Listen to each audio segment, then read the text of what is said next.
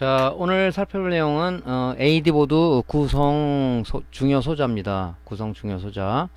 자, AD보드는 뭐냐면요. 우리가 아까 말한 뭐 AD보드란 용어 쓰지만 LCD 컨트롤 보드다 아니면 메인보드라는 얘기 쓴다 그랬죠. 보통 뭐 AD보드라는 얘기하고 메인보드 얘기를 많이 써요. 자, 그래서 우리가 지금 보면 AD보드는 쉽게 메인보드이기 때문에 얘가 모든 회로를 컨트롤하는 부분의 중심이라고 보시면 되죠.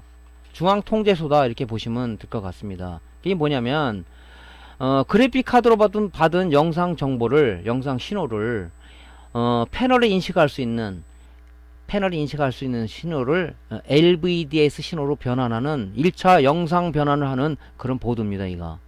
그러면서 뭐예요? 전자회로를 컨트롤할 수 있는 기능을 가지고 있는 그런 하나의 그 OS가 탑재되어 있다고 얘기했죠.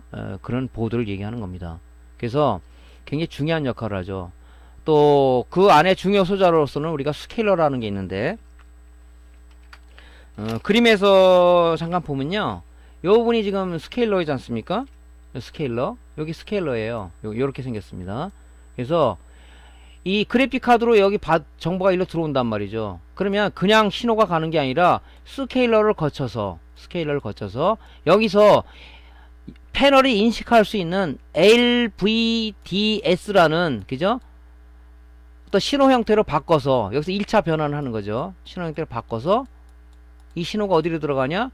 패널 보드에 LVDS 커넥터로 이 영상 신호하고 이 전원이 들어가는 거죠. 이쪽으로. 그래서 이 스케일러는 어떤 화질이나 이런 데 많이 중요한 역할을 합니다. 품질에. 그래서 보통 보면 이제 요 제너시스라는 칩은 좀 저가 칩들이고요. 뭐 픽셀 워크사에서 나오는 이런 제품들은 좀 고가 제품들이에요.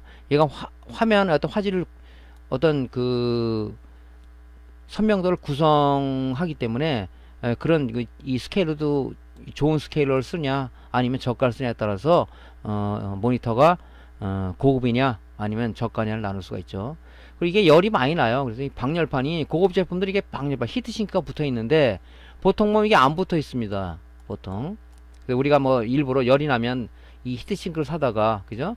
본드로 붙여가지고 이렇게 이제 뭐 구성도 해주고 하는데, 이게 열이 많이 나는데 이제 수리가 들어오면 일단은 메이드보드를 뜯어서 뒷면을 제껴 보세요.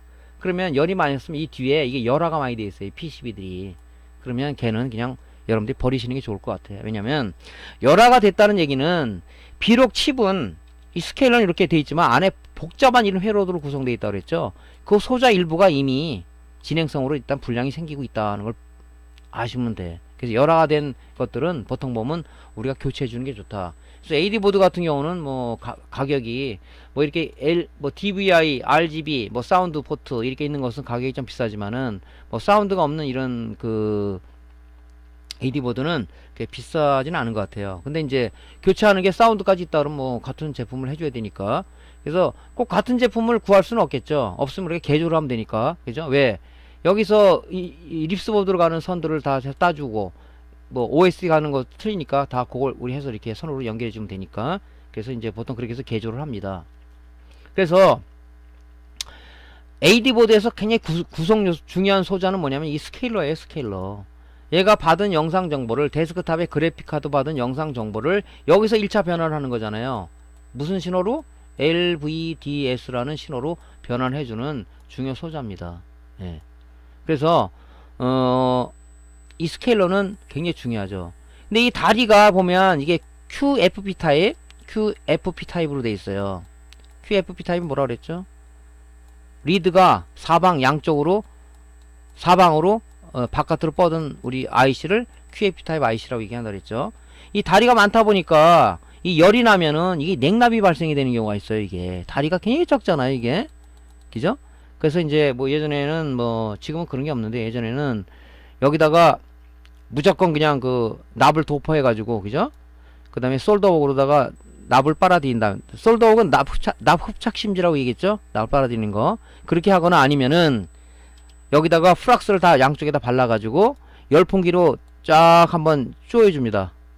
쪼여주면은 불량이, 그러니까 좀 냉납이 해결되는 경우가 많았죠. 열이 많이 나다 보니까 납이 이제 녹았다 식었다 하면서 회로 패턴과 이 리드가 들떠 있는 상황. 눈으로는 안 보이지만 들떠 있어 회로가 분리된 상황을 얘기하는 거죠. 그걸 냉납이라고 얘기합니다. 냉납. 많이 나잖아요. 예. 그래서 하여튼 스케일러를 여러분들 보면은 바로 이제 여기 제일 큰 칩이 하나 보여요. 이게 스케일러라고 생각하면 돼요. 어떤 사람은 그 ADC 칩이다 이렇게 얘기해요. ADC 아날로그 디지털 컨버터 칩이다 이렇게 얘기를 하는데 보통 그냥 스케일러라는 얘기를 많이 씁니다. 표준 용어가 스케일러다 그렇게 생각하시면 될 것 같아요.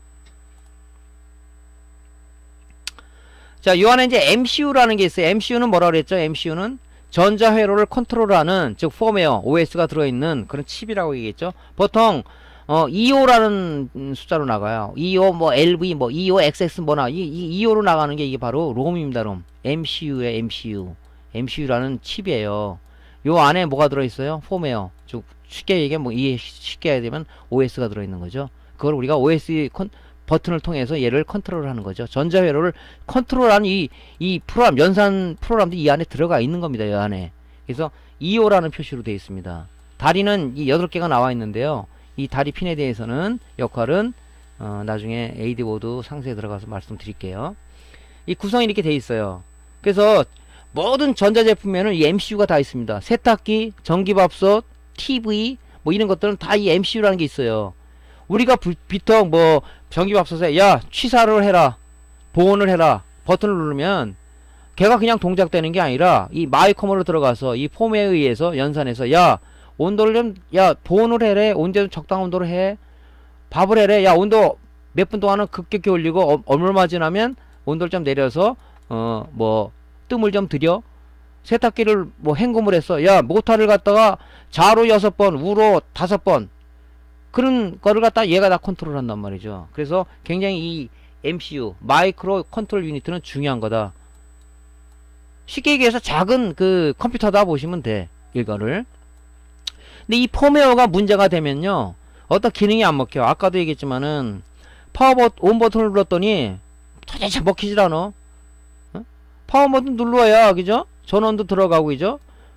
파워 버튼을 누르면 온 시그널이, 그죠? 그죠? 여기 연산을 해가지고 어디에요? 인버터로 해야 인버터 켜질 거 아닙니까? CCFL이. 또, 이 신호가 어디로 가요? 패널 전화 5V를 공급하기 위해서, 그죠? 패널 신호 5V를 공급하기 위해서 이 신호를 줘야 패널에 5V가 들어가는 거 아닙니까? 그죠? 그렇게 얘가 다 컨트롤 한단 말이죠. 사운드 소리를 갖다 너무 커. 줄이라 그러면 뭐야?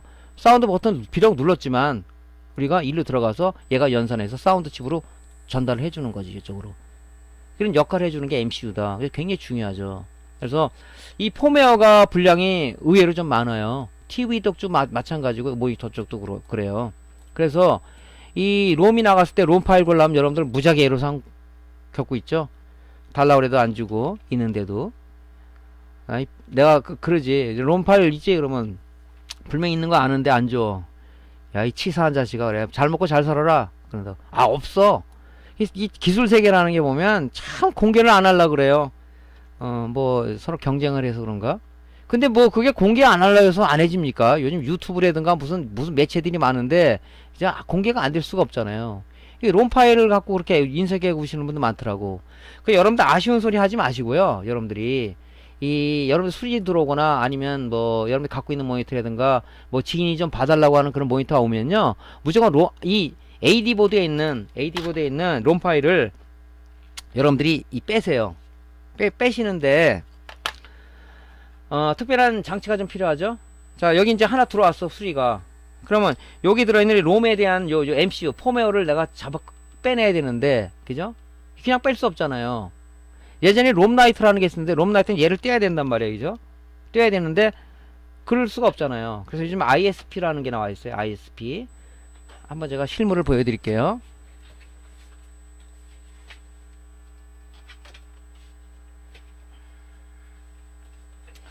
자, 여기 이제 ISP인데 제가 이제 통합으로 좀 만들어 놨는데요. 여기 ISP예요, 이게. 네, 요게. 그래서 여기다가 RGB 포트를 연결하고 여기다가 연결했을 때 연결하면 프로그램이 있어요. 소프트웨어가 데스크탑에 설치해 놓은 거. 이걸 통해서 여기 들어와 있는 펌웨어를 내 컴퓨터로 뺄 수도 있고 데스크탑에 롬 파일 여기다 잡아 놓을 수 있다는 얘기죠. 그게 ISP예요, 이게 ISP. 응?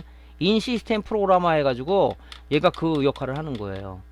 롬을 갖다 떼어내지 않고 바로 여기서 집어넣거나 쓸 수가 있다 하는 것이 이 ISP인데, 이게 사실은 모니터를 양산한 제조사에서, 양산 체제에 있는 제조사에서 수십 대를 걸어놓고 한꺼번에 롬을 잡아넣기 위해서 이 ISP가 썼었는데, 이제는 뭐 개인한테까지 보급이 돼서 우리가 편하게 쓰고 있는 거죠. 자동 인식됩니다. 이 스케일러나 롬이나 롬 파일이나 이런 것들이 자동으로 인식이 돼요, 얘가.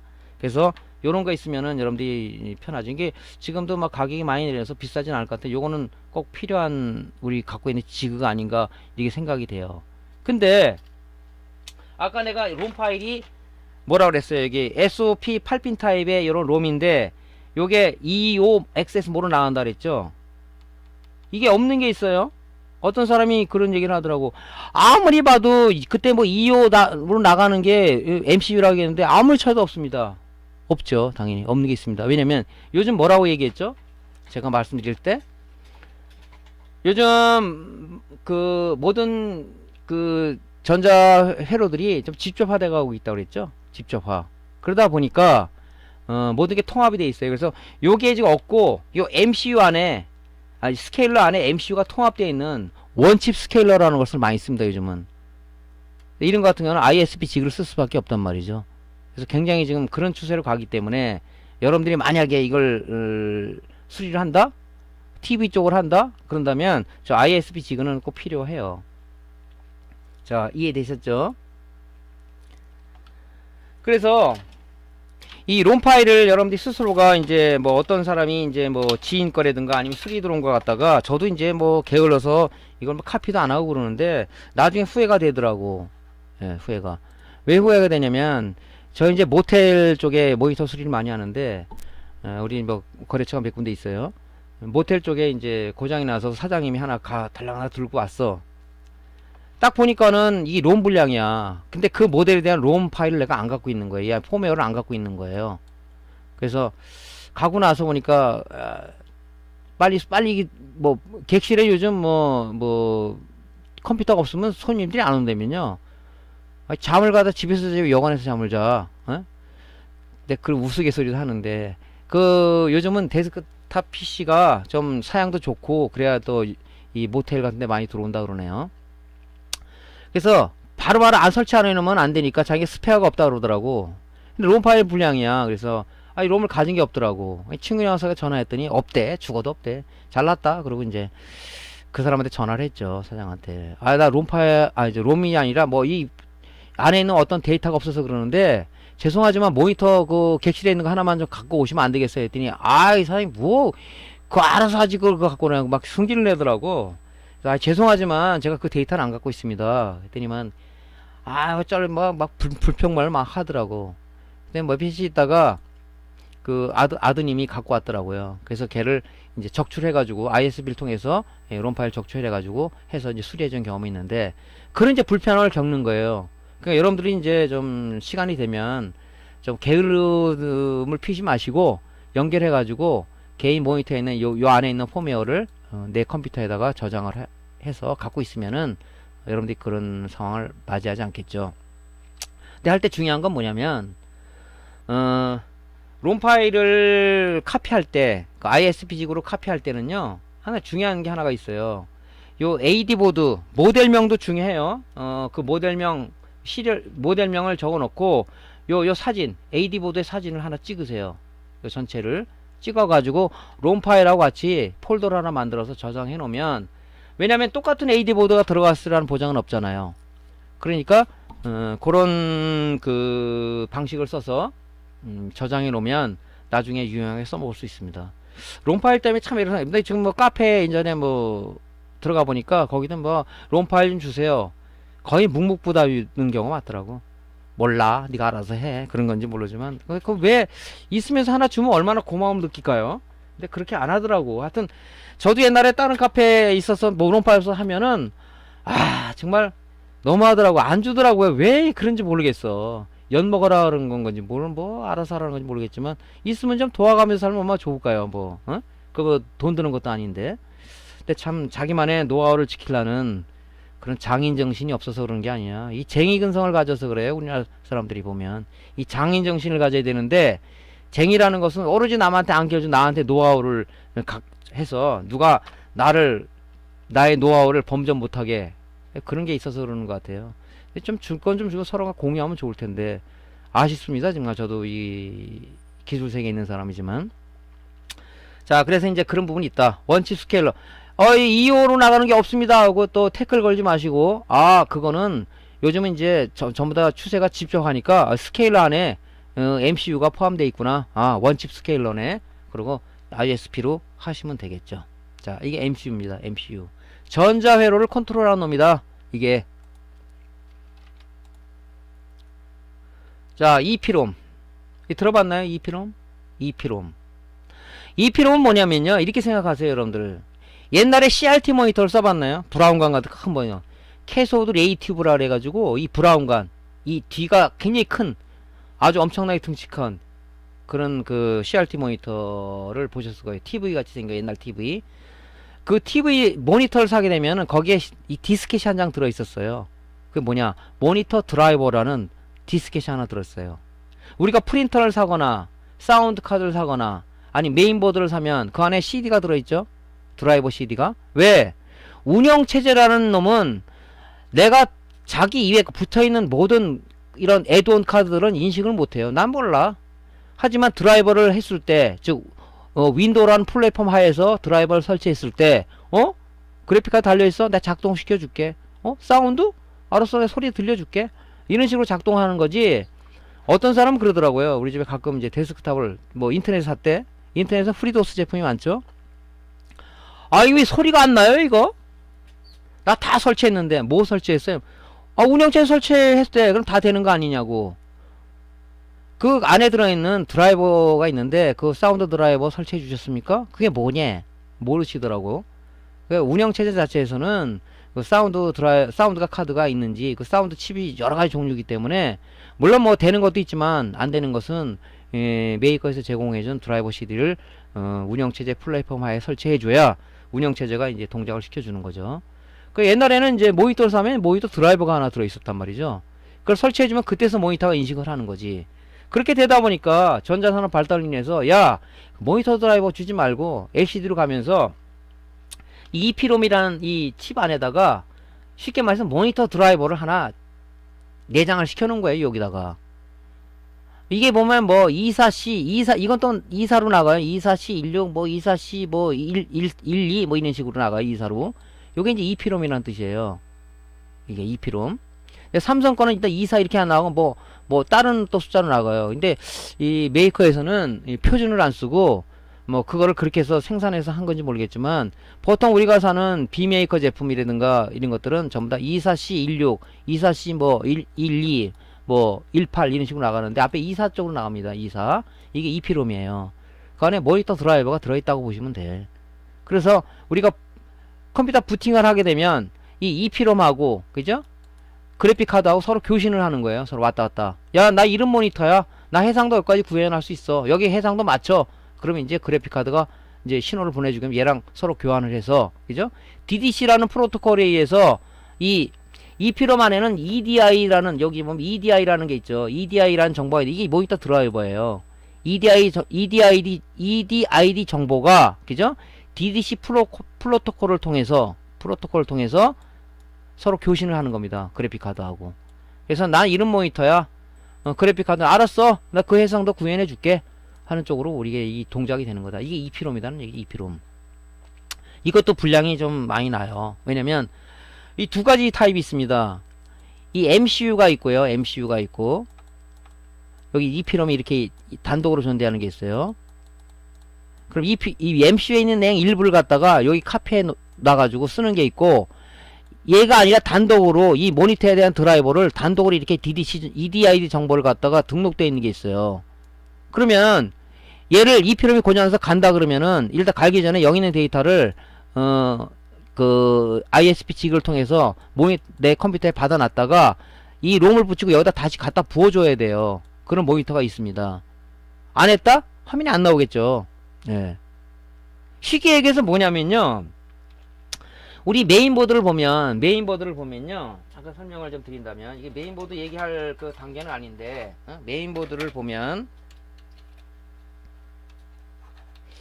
우리 맨 처음에, 델키라든가 F2키를 누르게 되면 바이오스가 나오죠. 바이오스. 그죠? 설정하는 거. 뭐, 내가 하드는 뭐, 얼마짜리고, 뭐, 날짜는 어떻게 변경하고, 뭐, 이렇게 설정을 하잖아요. 그죠? 그 정보가, 일단 어디 들어있냐면은, 맨 처음에, 이 폼웨어라는 게, 여기 롬이라, 이게 MCU에 이게, 여기에 들어있어요. 바이오스가, 기본 바이오스가, 여기 들어있다고. 그걸 우리가 모니터에서 조정한 그런 화면들은 어디 들어가면 요 사우스 브리지 안에 보면 RTC NVRAM이라는 그 칩이 있습니다. RTC 리얼타임 클럭 IC에는 그 날짜 같은 게 저장이 되고요. 그 다음에 NVRAM 안에는 내가 설정한 정보들이 여기 있는 내용이 카피돼서 여기 들어가 있는 거예요. 그래서 여기 보면 이 배터리가 하나 있는데 이 배터리는 바로 여기 사우스 브리지에 있는 RTC NVRAM에다가 공급을 해줘야 되는 거예요. 얘는 이 전원이 공급 안 되면은 얘는 안이 지워져요. 그래서 여러분들이 가끔 그런 거 보셨을 거예요. 부팅했는데 날짜를 잡으라고 아니면 F1 이렇게 스킵하시겠으면 나오잖아요. 여기 있는 정보가 지워졌기 때문에, 그죠? 지워졌기 때문에 부팅할 때는 얘하고 얘하고 크로스 체크를 하는 겁니다. 안에 RTC NVRAM하고 이 오리지널 바이오스, 기본 바이오스하고 체크를 해서 맞아야 넘어가는 건데 여기 게 지워졌다 그러면 자꾸 잡으라고 나온다고요. 그래서 이제 우리 초보자들은 보면 요거 재보니까 이 재보지도 않고 뭐 디지털 테스트하기 없어서 이제 재보지도 않고 그냥 이걸 CR203이 배터리를 가르는 사람이 있죠. 갈아도 안 되는 경우가 있어요. 왜냐면 이 안에 회로가 문제가 돼서 그래요. 이 회로 수정을 해야 되겠죠. 고장 수리를 해야 되겠죠. 그래서 이런 구조로 돼 있어요. 이렇게 비슷하다고. 그러니까 여기 있는 내용을 여기다 카피하는 게 아니라 아까 말한 단독으로 존재하는 EPROM 같은 경우는 얘가 아니라 여기다 개인적으로 그냥 써놓은 거야. 그 MC하고 공조하는 EPROM이냐 아니면 단독으로 존재하는 EPROM이냐에 따라서 우리가 분석을 잘 해야 된다는 얘기죠. 그래서 이 EPROM 같은 경우는 그런 경우는 이 받아놨다가 EPROM을 교체를 하고 갖다 여기다 부어줘야 된다는 거죠. 예. 그래서 그렇게 구조가 돼 있어요. 그 EPROM도 안에 들어있는 그 EDID 데이터, 이 모니터 드라이버가 문제가 되면 당연히 드라이버가 문제 있으면 우리 데스크탑에도 이상 작동 되잖아요. 그죠? 예, 그런 EDI 정보. 뭐 보면 모니터에 뭐 기본 해상도, 수평, 수직 주파 이런 부분도 여러 가지 정보가 언제 생산했고 뭐 이런 게 정보가 들어가 있다고 이 안에. 이런 정보가 아까도 얘기 뭐라 그랬어? 모니터 드라이버다. 그래 얘기했죠. 그걸 칩 안에 담아둔 거라고 그랬죠. 예, 그래서 그래픽 카드 교신하면서 서로 맞는 해상도에서 우리가 딱 컴퓨터를 키면은 모니터에 맞게끔 모니터가 바뀌었어. 거기 해상도 맞게 딱 구현해주죠. 바로 이놈 때문에 그런 거야. 이놈 때문에. 이놈이 서로 교신해서 이 DDC 플로톡에 서로 전송을 하는 거야. 왔다 갔다 하면서 얘가 이제 그 해상도를 딱 자동으로 맞춰주죠. 편한 세상이 된 거죠. 그럼 이런 DDC를 이런 거 어디서 만든다 했죠? 이 배사에서 정하는 거예요. 배사에서. 이 프로토콜이나 이런 것들은 다 배사에서 만듭니다. 예. 그래서 VGA와 그죠? 그래픽카드와 모니터 간의 데이터 통신 규격을 우리가 DDC라고 그런다. 그죠? 데이터 디스플레이 채널 해갖고 DDC 프로토콜에 의해서 EDI 데이터가 그래픽카드하고 EPROM을 통해서 왔다 갔다 하는 거죠. 서로 간에. 지 잘났다고. 예. 배사에서 이걸 만듭니다. 그러면 이런 모든 정보는 이 롬에도 있어. 램. 우리 데스크탑에서 램 있죠. 램.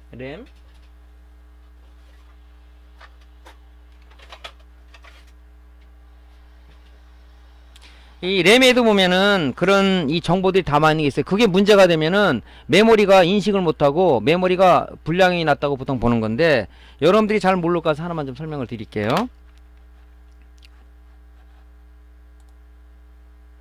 자, 여기 이제 데스크탑에 쓰는 이제 여기 메모리예요. 요게 많이 보셨죠?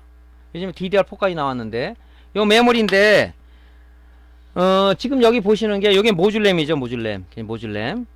여기 이제 뭐 네임플레이트에 보면 뭐 어떤 게 나오는데 요게 바로 위에는 조그만 거 요게 SPD 램이라 그래가지고 요 안에 언제 생산했고 모듈램 타입은 뭐고 용량은 얼만큼이고 뭐 이런 것들이 여기 다 기록이 돼 있어요. 요 SPD 안에 있는 내용이 그죠? 이 데이터가 지워지면은 인식 못합니다. 그러니까 여기 저 지금 모니터에 있는 그 EPROM 같은 개념이라고 보시면 돼. 그래서 우리가 이제 메모리 지그를 통해서 여기에 SPD 쪽에 데이터를 지우고 써놓고 하는데, 옛날에는 했어. 옛날에는 이런 이제 지그가 따로 있어요. 지그가 있어가지고 한번 보여드릴까요?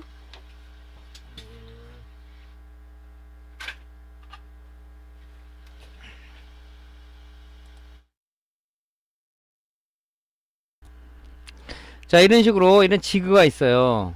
그래서 DDR SDM부터 여기 지금 DDR3까지 밖에 지원이 안 되는 건데, 지금 뭐 4가 나오는지 모르겠습니다. 여기 해갖고 프로그램이 있어요. 여기다 USB 연결해서 USB 시리얼 통신을 해서 데스크탑 연결해서 이 프로그램이 해서 여기다가 지금 SPD 데이터를 잡아넣는 이런 작업을 해서 또 버린 메모리를 살리기도 하고 그랬는데, 요즘은 안 합니다. 귀찮아서도 안 하기도 하고.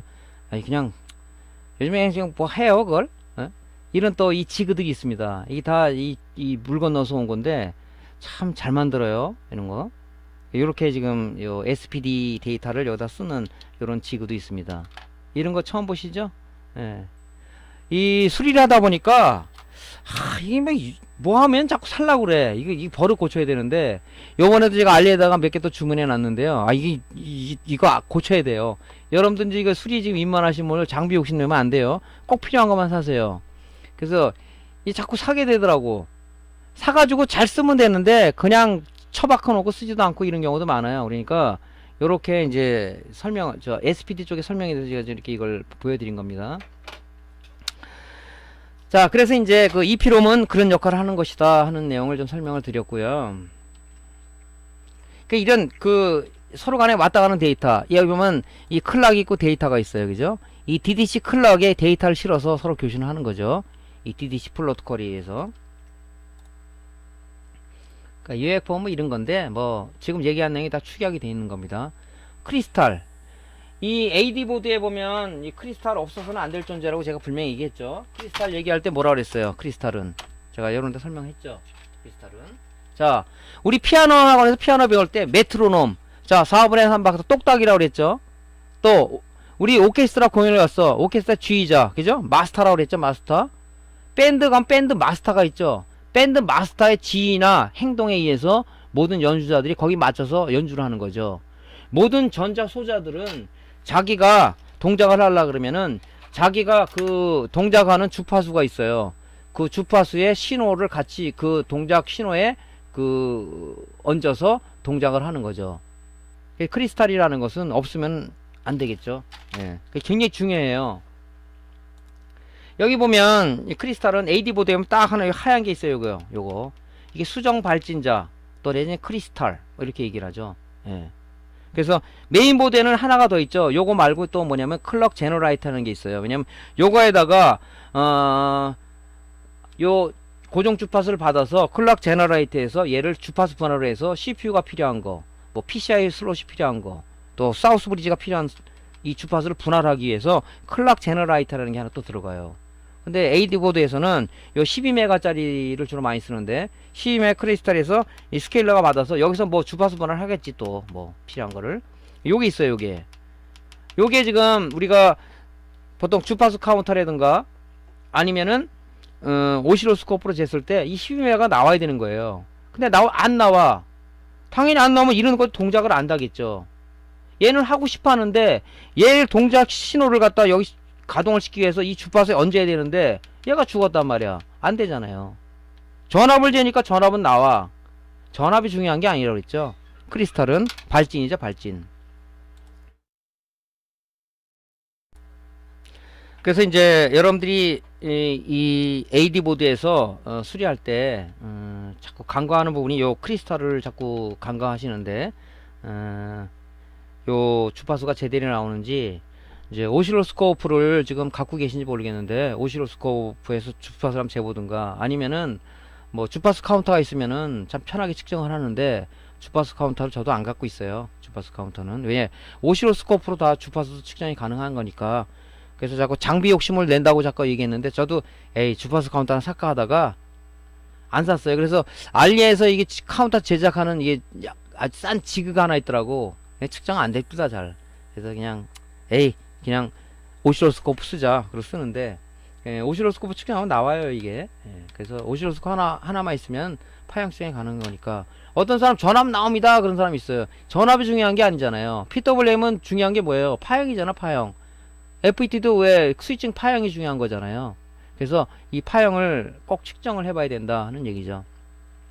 자, 그래서 크리스탈은 뭐 피아노가 있는 메트로놈, 우리 밴드 쪽에 뭐 밴드 마스터, 오케스트라는 오케스트라 지휘자, 예? 그런 걸 얘기하는 거죠. 예.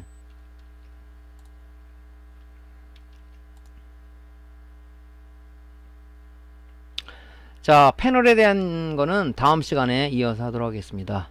자, 강의가 도움되셨으면은요, 이거 자꾸 하기 싫으네. 예, 구독 클릭하고 좋아요 버튼. 좋아요 좀 많이 눌러주세요. 예, 다음 강좌 때 다시 뵙겠습니다. 감사합니다.